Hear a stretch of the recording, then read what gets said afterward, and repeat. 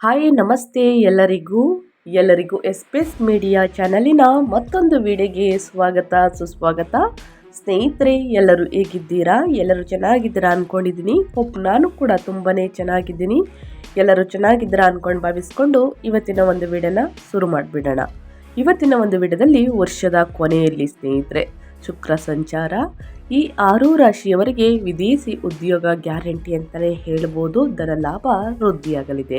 ಹಾಗಿದ್ರೆ ಯಾವ ರಾಶಿಯವರು ಏನೆಲ್ಲ ಅದೃಷ್ಟವನ್ನು ಗಳಿಸಲಿದ್ದೀರಿ, ಯಾವ ರಾಶಿಯವರು ಯಾವ ವಿಚಾರದ ಬಗ್ಗೆ ಎಚ್ಚರಿಕೆ ವಹಿಸಬೇಕು ಅನ್ನೋದನ್ನ ಇದೇ ವಿಡಿಯೋದಲ್ಲಿ ತಿಳಿಸ್ಕೊಡ್ತೀನಿ. ಇದನ್ನೆಲ್ಲ ಕಂಪ್ಲೀಟಾಗಿ ತಿಳ್ಕೋಬೇಕು ಅಂದರೆ ಸ್ನೇಹಿತರೆ ಎಲ್ಲೂ ಕೂಡ ವಿಡಿಯೋನ ಸ್ಕಿಪ್ ಮಾಡಬಾರ್ದು. ಅಂದರೆ ವಿಡಿಯೋನ ಕಟ್ ಮಾಡಿ ಓಡಿಸ್ಕೊಂಡೋಗಿ ನೋಡಿದ್ರೆ ಫುಲ್ ಇನ್ಫಾರ್ಮೇಷನ್ ಅರ್ಥ ಆಗಲ್ಲ. ಸೊ ಹಾಗಾಗಿ ಎಲ್ಲ ವಿಡಿಯೋದಲ್ಲೂ ತಿಳಿಸ್ತಾ ಇರ್ತೀನಿ. ಬಿಗಿನಿಂದ ಹೆಂಡ್ ತನಕ ವಿಡಿಯೋನ ವಾಚ್ ಮಾಡಿ, ಮೊದಲಿಂದ ಕೊನೆ ತನಕ ವಿಡಿಯೋನ ವಾಚ್ ಮಾಡಿ. ವಿಡಿಯೋದಲ್ಲಿ ಒಳ್ಳೆ ಮಾಹಿತಿ ಸಿಕ್ಕಿದ್ದಲ್ಲಿ ತಪ್ಪದೆ ವಿಡಿಯೋಗೊಂದು ಲೈಕ್ ಕೊಟ್ಟು, ಇನ್ನು ನನ್ನ ಚಾನಲ್ನ ಸಬ್ಸ್ಕ್ರೈಬ್ ಮಾಡ್ಕೊಳ್ಳೋದನ್ನೇ ನೋಡ್ತಿದ್ರೆ ದಯವಿಟ್ಟು ಎಸ್ಪೇಸ್ ಮೀಡಿಯಾಗೆ ಸಬ್ಸ್ಕ್ರೈಬ್ ಆಗಿ ನಿಮ್ಮ ಅಭಿಪ್ರಾಯಗಳನ್ನು ಕಮೆಂಟ್ ಬಾಕ್ಸಲ್ಲಿ ತಿಳಿಸಿ. ಯಾರೆಲ್ಲ ಸಬ್ಸ್ಕ್ರೈಬ್ ಮಾಡಿಕೊಂಡು ಪ್ರತಿನಿತ್ಯ ವಿಡಿಯೋ ವಾಚ್ ಮಾಡ್ತಿದ್ದೀರಾ ಅಂಥವ್ರಿಗೆ ಥ್ಯಾಂಕ್ ಯು ಸೋ ಮಚ್ ಅಂತ ಹೇಳ್ತಾ ವಿಡಿಯೋದ ಕಡೆ ಗಮನ ಕೊಟ್ಬಿಡೋಣ. ಹೌದು ಸ್ನೇಹಿತರೆ, ಇದೇ ಡಿಸೆಂಬರ್ 20ನೇ ತಾರೀಕು ವರ್ಷದ ಕೊನೆಯ ಶುಕ್ರ ಸಂಚಾರ. ವರ್ಷ ಪೂರ್ತಿ ಸಾಕಷ್ಟು ಅದೃಷ್ಟವನ್ನು ನೋಡಲಿದ್ದೀರಿ. 2026ರ ವರ್ಷ ಪೂರ್ತಿ ಸ್ನೇಹಿತರೆ. ಧನು ರಾಶಿಯಲ್ಲಿ ಶುಕ್ರನ ಚಲನೆಯಿಂದ 5 ರಾಶಿಗೆ ಸೇರಿದ ಜನರಿಗೆ ಅಪಾರ ಧನ ಲಾಭವಾಗುವ ಯೋಗ ಲಭಿಸುವುದು. ಇದರ ಜೊತೆಗೆ ಒಂದು ರಾಶಿಗೆ ಸ್ನೇಹಿತರೆ ಭಯಂಕರ ಅದೃಷ್ಟ ಅಂತಲೇ ಹೇಳ್ಬೋದು. ಹಾಗಿದ್ರೆ ಒಟ್ಟಾರೆಯಾಗಿ ಈ 6 ರಾಶಿಯವರ ಅದೃಷ್ಟ ಹೇಗಿರಲಿದೆ ಅನ್ನೋದನ್ನ ನೋಡ್ತಾ ಹೋಗೋಣ. ಆ ಅದೃಷ್ಟಶಾಲಿ ರಾಶಿಗಳು ಕೂಡ ನಿಮ್ಮದು ಒಂದು ಆಗಿರಬಹುದು ಸ್ನೇಹಿತರೆ.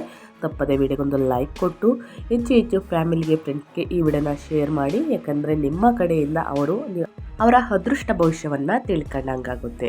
ಓಂ ನಮಃ ಶಿವಾಯ ಅಂತ ಕಮೆಂಟ್ ಮಾಡಿ. ಶಿವನ ಅನುಗ್ರಹದಿಂದ ಇದ್ದ ಕಷ್ಟಗಳು, ಸಮಸ್ಯೆಗಳು ಸಂಪೂರ್ಣವಾಗಿ ನಿವಾರಣೆಯಾಗಲಿ ಅಂತ ಕೇಳ್ಕೊತಾ ವಿಡಿಯೋದ ಕಡೆ ಗಮನ ಕೊಡ್ತಾ ಹೋಗೋಣ.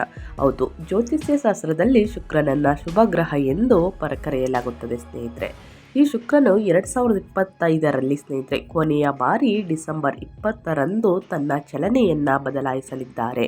ಈ ದಿನ ಅಂದರೆ ಡಿಸೆಂಬರ್ 20ರಿಂದ 2026ರ ಜನವರಿ 13ರವರೆಗೆ ಶುಕ್ರನು ಧನುರಾಶಿಯಲ್ಲಿ ತನ್ನ ಚಲನೆಯನ್ನು ಮಾಡುವನು. ಧನುರಾಶಿಯಲ್ಲಿ ಶುಕ್ರನ ಚಲನೆಯಿಂದ ಕೆಲವು ರಾಶಿಗೆ ಸೇರಿದ ಜನರು ಆರ್ಥಿಕ ವೃದ್ಧಿ, ಪ್ರಯಾಣದ ಮಧ್ಯದಲ್ಲಿ ಸಂತೋಷದ ಹೆಚ್ಚಳ ಹಾಗೂ ಕೆಲಸದ ಸ್ಥಳದಲ್ಲಿ ಪ್ರಗತಿಗಾಗಿ ಉತ್ತಮ ಅವಕಾಶಗಳನ್ನು ಪಡೆಯಲಿದ್ದಾರೆ. ಜೊತೆಗೆ ದೀರ್ಘಕಾಲೀನ ಹೂಡಿಕೆ, ಸುಧಾರಣೆ, ಆಧ್ಯಾತ್ಮಿಕ ವಿಕಾಸ ಮತ್ತು ಉತ್ತಮ ಅನುಭವಗಳ ಮೂಲಕ ಸಂಬಂಧಗಳನ್ನು ಇನ್ನಷ್ಟು ಬಲಪಡಿಸಲು ಅನುಕೂಲಕರ ಸಮಯ ಇದಾಗಿರುವುದು ಅಂತಲೇ ಹೇಳಬಹುದು. ಆದ್ದರಿಂದ ಧನುರಾಶಿಯಲ್ಲಿ ಚಲಿಸಲಿರುವಂತಹ ಶುಕ್ರನಿಂದ ಯಾವ ರಾಶಿಗೆ ಸೇರಿದ ಜನರ ಮೇಲೆ ಸಾಕಷ್ಟು ಸಕಾರಾತ್ಮಕ ಪ್ರಭಾವವನ್ನು ನೋಡಬಹುದಾಗಿದೆ ಎನ್ನುವ ಬಗ್ಗೆ ಸಂಪೂರ್ಣ ಮಾಹಿತಿಯನ್ನು ತಿಳಿದುಕೊಳ್ಳೋಣ ಬನ್ನಿ. ತಪ್ಪದೆ ಕೊನೆ ತನಕ ವಿಡಿಯೋನ ವಾಚ್ ಮಾಡಿ. ಮೊದಲನೇ ಆ ಅದೃಷ್ಟ ರಾಶಿ ಬಂದು ಮೇಷರಾಶಿಯವರಿಗೆ. ಮೇಷರಾಶಿಯವರಿಗೆ ಡಿಸೆಂಬರ್ 20ರಿಂದ 2026 ವರ್ಷ ಪೂರ್ತಿ ಸ್ನೇಹಿತರೆ ಸಾಕಷ್ಟು ಅದೃಷ್ಟ ಅಂತಲೇ ಹೇಳ್ಬೋದು. ಮೇಷರಾಶಿಗೆ ಸೇರಿದ ಜನರಿಗೆ ಶುಕ್ರನ ನಿಮ್ಮ ಜಾತಕದ 2ನೇ ಮತ್ತು 7ನೇ ಮನೆಯ ಅಧಿಪತಿಯಾಗಿದ್ದಾನೆ. ಧನುರಾಶಿಯಲ್ಲಿ ಶುಕ್ರನ ಸಂಚಾರವು ನಿಮ್ಮ 9ನೇ ಮನೆಯಲ್ಲಿ ಸಂಭವಿಸುವುದು. ಹಾಗಾಗಿ ವೃತ್ತಿ ಜೀವನಕ್ಕೆ ಸಂಬಂಧಿಸಿದ ಕ್ಷೇತ್ರದಲ್ಲಿ ನಿಮಗೆ ಅದೃಷ್ಟದ ಸಂಪೂರ್ಣ ಬೆಂಬಲ ದೊರಕುವುದು. ಇದರಿಂದಾಗಿ ಕೆಲಸದ ಸ್ಥಳದಲ್ಲಿ ಉತ್ತಮ ಫಲಿತಾಂಶಗಳನ್ನು ಮತ್ತು ಯಶಸ್ಸನ್ನು ಗಳಿಸುವಿರಿ. ಈ ಸಂದರ್ಭದಲ್ಲಿ ನಿಮಗೆ ಆರ್ಥಿಕ ಲಾಭ ಹೆಚ್ಚಾಗಿರಲಿದೆ. ಆದರೆ ಇದರೊಂದಿಗೆ ನಿಮ್ಮ ಖರ್ಚು ಸಹ ವೃದ್ಧಿಯಾಗಬಹುದು. ಆ ಅವಧಿಯಲ್ಲಿ ನಿಮ್ಮ ಸಂಗಾತಿಯೊಂದಿಗೆ ಸಂತೋಷವಾಗಿರಲು ಸ್ವಲ್ಪ ಧೈರ್ಯದಿಂದ ಇರುವುದು ಅವಶ್ಯಕ. ನೀವು ಈ ಅವಧಿಯಲ್ಲಿ ಸಂತೋಷದಿಂದಿರುವಿರಿ ಮತ್ತು ನಿಮ್ಮ ಪ್ರೇಮ ಜೀವನದಲ್ಲಿ ದೊಡ್ಡ ಸಮಸ್ಯೆಯನ್ನು ಎದುರಿಸುವುದಿಲ್ಲ. ಇನ್ನು ಮುಂದಿನ ರಾಶಿಯವರ ಬಗ್ಗೆ ಹೇಳೋದಾದರೆ ಕನ್ಯಾ ರಾಶಿಯವರಿಗೆ. ಕನ್ಯಾ ರಾಶಿಯವರು ಕೂಡ ಏನೆಲ್ಲ ಅದೃಷ್ಟದ ಫಲಗಳನ್ನು ಗಳಿಸಲಿದ್ದೀರಿ, ಯಾವುದರ ಬಗ್ಗೆ ಕನ್ಯಾ ರಾಶಿಯವರು ಎಚ್ಚರಿಕೆ ವಹಿಸಬೇಕು ಅನ್ನೋದನ್ನ ನೋಡ್ತಾ ಹೋಗೋಣ. ಕನ್ಯಾ ರಾಶಿಗೆ ಸೇರಿದ ಜನರಿಗೆ ಶುಕ್ರನು ನಿಮ್ಮ 2ನೇ ಮತ್ತು 9ನೇ ಮನೆಯ ಅಧಿಪತಿಯಾಗಿದ್ದಾನೆ ಸ್ನೇಹಿತರೆ. ಧನುರಾಶಿಯಲ್ಲಿ ಶುಕ್ರನ ಸಂಚಾರವು ನಿಮ್ಮ 4ನೇ ಮನೆಯಲ್ಲಿ ಸಂಭವಿಸಲಿದೆ.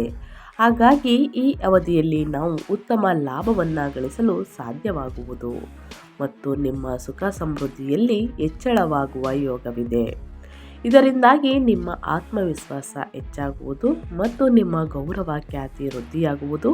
ವ್ಯಾಪಾರವನ್ನು ಮಾಡುವ ಕನ್ಯಾ ರಾಶಿಗೆ ಸೇರಿದ ಜನರು ಈ ಅವಧಿಯಲ್ಲಿ ತಮ್ಮ ಕೌಶಲ್ಯ ಮತ್ತು ಯೋಜನೆಗಳಿಂದಾಗಿ ಹೆಚ್ಚಿನ ಲಾಭವನ್ನು ಪಡೆಯುವರು. ಇದರಿಂದಾಗಿ ನಿಮ್ಮ ಪ್ರತಿಸ್ಪರ್ಧಿಗಳ ವಿರುದ್ಧ ಜಯವನ್ನು ಸಾಧಿಸುವ ಸಂಭವವಿದೆ. ವೈಯಕ್ತಿಕ ಜೀವನಕ್ಕೆ ಸಂಬಂಧಿಸಿದಂತೆ ಈ ಅವಧಿಯಲ್ಲಿ ನಿಮ್ಮ ಸಂಗಾತಿಯೊಂದಿಗೆ ಮಧುರವಾದ ಸಂಬಂಧ ನಿರ್ಮಾಣಗೊಳ್ಳಲಿದೆ. ಇದರಿಂದಾಗಿ ನೀವು ನಿಮ್ಮ ಸಂಬಂಧದಲ್ಲಿ ಸಾಕಷ್ಟು ಸಂತೋಷದಿಂದಿರುವಿರಿ, ದುಪ್ಪಟ್ಟು ಲಾಭವನ್ನು ನೋಡಲಿದ್ದೀರಿ. ಆದರೆ ಅನಗತ್ಯ ಖರ್ಚುಗಳಿಂದ ದೂರವಿದ್ದರೆ ಒಳಿತು ಅಂತ ಹೇಳ್ತಾ ಕನ್ಯಾ ರಾಶಿಯವರಿಗೆ ಇನ್ನು ಮುಂದಿನ ರಾಶಿಯವರ ಬಗ್ಗೆ ಹೇಳೋದಾದರೆ ತುಲಾರಾಶಿಯವರಿಗೆ. ತುಲಾರಾಶಿಯವರು ಕೂಡ ಏನೆಲ್ಲ ಅದೃಷ್ಟದ ಫಲಗಳನ್ನು ಗಳಿಸಲಿದ್ದೀರಿ, ಯಾವುದರ ಬಗ್ಗೆ ತುಲಾರಾಶಿಯವರು ಎಚ್ಚರಿಕೆ ವಹಿಸಬೇಕು ಅನ್ನಂತ ನೋಡ್ತಾ ಹೋಗೋಣ. ತುಲಾರಾಶಿಗೆ ಸೇರಿದ ಜನರಿಗೆ ಶುಕ್ರನು ನಿಮ್ಮ ಮೊದಲನೇ ಮತ್ತು 8ನೇ ಮನೆಯ ಅಧಿಪತಿಯಾಗಿದ್ದಾನೆ. ಶುಕ್ರನು ಧನುರಾಶಿಯಲ್ಲಿ ಚಲಿಸುವ ಮೂಲಕ ನಿಮ್ಮ 3ನೇ ಮನೆಯಲ್ಲಿ ತನ್ನ ಸಂಚಾರವನ್ನು ಮಾಡುವನು. ಹಾಗಾಗಿ ಈ ಅವಧಿಯಲ್ಲಿ ನಿಮಗೆ ಅದೃಷ್ಟದ ಸಂಪೂರ್ಣ ಬೆಂಬಲ ದೊರಕುವುದು ಮತ್ತು ನಿಮ್ಮ ಸಾಮರ್ಥ್ಯದಿಂದಾಗಿ ಹೆಚ್ಚಿನ ಹಣವನ್ನು ಗಳಿಸಲು ನೀವು ನಿಮ್ಮ ಗಮನವನ್ನು ಕೇಂದ್ರೀಕರಿಸುವಿರಿ. ಇದರಿಂದಾಗಿ ನಿಮ್ಮ ಆರ್ಥಿಕ ಜೀವನದಲ್ಲಿ ಸ್ಥಿರತೆ ನೆಲೆಸಲಿದೆ. ಪ್ರೀತಿಯ ಜೀವನಕ್ಕೆ ಸಂಬಂಧಿಸಿದಂತೆ ನೀವು ಸಕಾರಾತ್ಮಕ ದೃಷ್ಟಿಕೋನದಿಂದ ನಿಮ್ಮ ಸಂಗಾತಿಯೊಂದಿಗಿನ ಸಂಬಂಧವು ಇನ್ನಷ್ಟು ಬಲಗೊಳ್ಳುವುದು ಮತ್ತು ನೀವು ಮೊದಲಿಗಿಂತ ಬಲವಾದ ಸಂಬಂಧವನ್ನು ಹೊಂದಲಿದ್ದೀರಿ. ಶುಕ್ರನು ನಿಮ್ಮ ಚಲನೆಯಿಂದಾಗಿ ಸಕಾರಾತ್ಮಕ ದೃಷ್ಟಿಕೋನದಿಂದ ನೀವು ಉತ್ತಮ ಆರೋಗ್ಯವನ್ನು ಹೊಂದಲಿದ್ದೀರಿ ಅಂತಲೇ ಹೇಳಬಹುದು. ಹಾಗಾಗಿ ಸಾಕಷ್ಟು ಅದೃಷ್ಟವನ್ನು ತುಲಾರಾಶಿಯವರು ನೋಡಲಿದ್ದೀರಿ. ಪಿತ್ರಾರ್ಜಿತ ಆಸ್ತಿ ಈ ಸಮಯದಲ್ಲಿ ನಿಮಗೆ ಕೈಗೆ ಸೇರಲಿದೆ ಸ್ನೇಹಿತರೆ. ಏನಾದರೂ ನ್ಯಾಯಾಲಯದಲ್ಲಿ ನಿಮ್ಮ ಪರವಾಗಿ ಸ್ನೇಹಿತರೆ ಆಸ್ತಿ ಪ್ರಕರಣಗಳು ಇದ್ದರೆ ನಿಮ್ಮ ಪರವಾಗಿ ಜಯವನ್ನು ನೋಡಲಿದ್ದೀರಿ. ಅನಗತ್ಯ ಖರ್ಚುಗಳಿಂದ ಆದಷ್ಟು ದೂರವಿರಿ. ಮಂಗಳವಾರ ಮತ್ತು ಶುಕ್ರವಾರ ಬಡವರಿಗೆ ಮತ್ತು ನಿರ್ಗತಿಕರಿಗೆ ಹಣ್ಣು ಹಂಪಲುಗಳನ್ನು ವಿತರಿಸಿ ನಿಮ್ಮ ಕೈಯಲ್ಲದಷ್ಟು ಹಣ ಸಹಾಯವನ್ನು ಮಾಡಿ. ಇದರ ಜೊತೆಗೆ ತುಲಾರಾಶಿಯವರು ತೊಗರಿ ಬೇಳೆಯನ್ನು ದಾನ ಮಾಡಿ ಸ್ನೇಹಿತರೆ ಮತ್ತಷ್ಟು ಸಮೃದ್ಧಿ ಸಂಪತ್ತು ನೆಲೆಸಲಿದೆ ಅಂತಲೇ ಹೇಳಬಹುದು. ಇನ್ನು ಮುಂದಿನ ರಾಶಿಯವರ ಬಗ್ಗೆ ಹೇಳೋದಾದರೆ ಮಕರ ರಾಶಿಯವರಿಗೆ. ಮಕರ ರಾಶಿಯವರು ಕೂಡ ಏನೆಲ್ಲ ಅದೃಷ್ಟದ ಫಲಗಳನ್ನು ಗಳಿಸಲಿದ್ದೀರಿ, ಯಾವುದರ ಬಗ್ಗೆ ಎಚ್ಚರಿಕೆ ವಹಿಸಬೇಕು ಅನ್ನೋದನ್ನ ನೋಡ್ತಾ ಹೋಗೋಣ. ಮಕರ ರಾಶಿಗೆ ಸೇರಿದ ಜನರಿಗೆ ಶುಕ್ರನು ನಿಮ್ಮ 5ನೇ ಮತ್ತು 10ನೇ ಮನೆಯ ಅಧಿಪತಿಯಾಗಿದ್ದಾರೆ.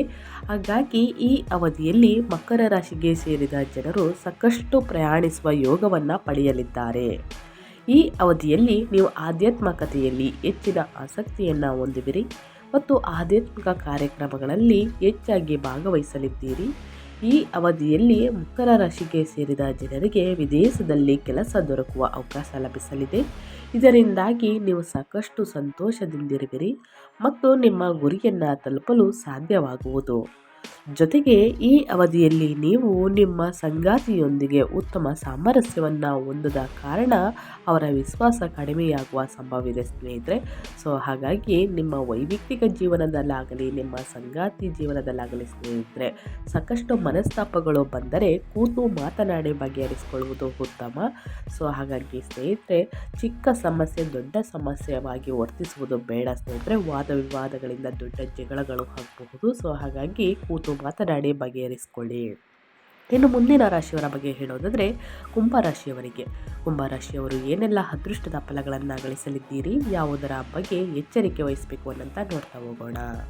ಸ್ನೇಹಿತರೆ, ಕುಂಭರಾಶಿಗೆ ಸೇರಿದ ಜನರಿಗೆ ಶುಕ್ರನು ನಿಮ್ಮ 9ನೇ ಮತ್ತು 4ನೇ ಮನೆಯ ಅಧಿಪತಿಯಾಗಿದ್ದಾನೆ.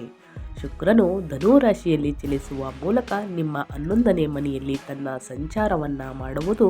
ಹಾಗಾಗಿ ಕುಂಭರಾಶಿಗೆ ಸೇರಿದ ಜನರಿಗೆ ಈ ಅವಧಿಯಲ್ಲಿ ಅದೃಷ್ಟದ ಸಂಪೂರ್ಣ ಬೆಂಬಲ ದೊರಕಲಿದೆ. ಜೊತೆಗೆ ವೃತ್ತಿ ಜೀವನಕ್ಕೆ ಸಂಬಂಧಿಸಿದಂತೆ ನೀವು ಉನ್ನತ ಪದವಿಯನ್ನು ಪಡೆಯುವುದರೊಂದಿಗೆ ಹೆಚ್ಚಿನ ಲಾಭವನ್ನು ಗಳಿಸುವ ಯೋಗ ದೊರಕಲಿದೆ. ಕುಂಭರಾಶಿಗೆ ಸೇರಿದ ಜನರಿಗೆ ಹೊಸ ಅವಕಾಶಗಳು ಪ್ರಾಪ್ತಿಯಾಗಲಿದೆ.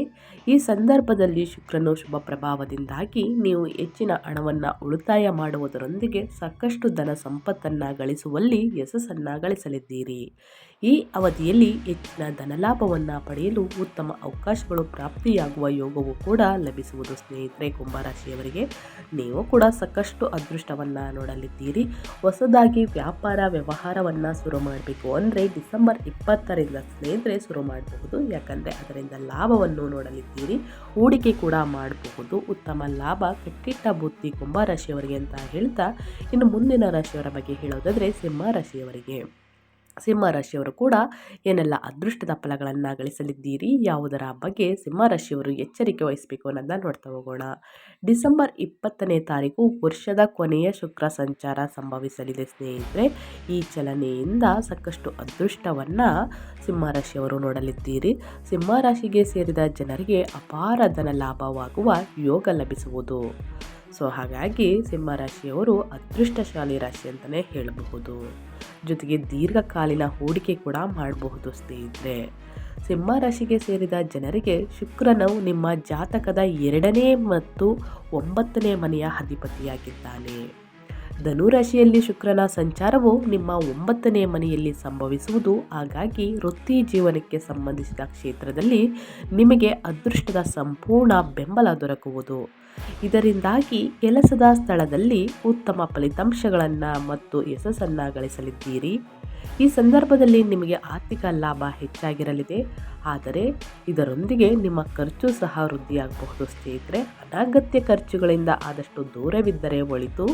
ಈ ಅವಧಿಯಲ್ಲಿ ನಿಮ್ಮ ಸಂಗಾತಿಯೊಂದಿಗೆ ಸಂತೋಷವಾಗಿರಲು ಸ್ವಲ್ಪ ಧೈರ್ಯದಿಂದ ಇರುವುದು ಅವಶ್ಯಕ. ನೀವು ಈ ಅವಧಿಯಲ್ಲಿ ಸಂತೋಷದಿಂದಿರುವಿರಿ ಮತ್ತು ನಿಮ್ಮ ಪ್ರೇಮ ಜೀವನದಲ್ಲಿ ದೊಡ್ಡ ಸಮಸ್ಯೆಯನ್ನು ಎದುರಿಸುವುದಿಲ್ಲ. ಯಾರಿಗೆ ಇನ್ನೂ ಕೂಡ ಮದುವೆಯಾಗಿಲ್ಲ ಸಿಂಹ ರಾಶಿಯವರಿಗೆ, ಅಂಥವರಿಗೆ ಡಿಸೆಂಬರ್ 20ರಿಂದ ಸ್ನೇಹಿತರೆ ಮದುವೆ ಪ್ರಸ್ತಾಪಗಳು ಬರಲಿದೆ. ಕಂಕಣ ಭಾಗ್ಯ ಕೂಡಿ ಬಂದಿದೆ ಅಂತಲೇ ಹೇಳಬಹುದು. ಒಳ್ಳೆಯ ಸಂಗಾತಿ ಸಿಗಲಿ ಅಂತ ಹೇಳ್ತಾ ನಾನು ವಿಡಿಯೋನ ಎಂಡ್ ಮಾಡ್ತಾ ಇದ್ದೀನಿ. ಆದಷ್ಟು ಮಂಗಳವಾರ ಶುಕ್ರವಾರ ಸ್ನೇಹಿತರೆ ದುರ್ಗಾದೇವಿಯನ್ನು ಪೂಜಿಸಿ ಬಡವರಿಗೆ ಮತ್ತು ನಿರ್ಗತಿಕರಿಗೆ ನಿಮ್ಮ ಕೈಯಲ್ಲಾದಷ್ಟು ಹಣ ಸಹಾಯವನ್ನು ಮಾಡಿ ಅಂತ ಹೇಳ್ತಾ ವಿಡಿಯೋನ ಎಂಡ್ ಮಾಡಿ ಮತ್ತೊಂದು ವಿಡಿಯೋದಲ್ಲಿ ಸಿಗ್ತೀನಿ.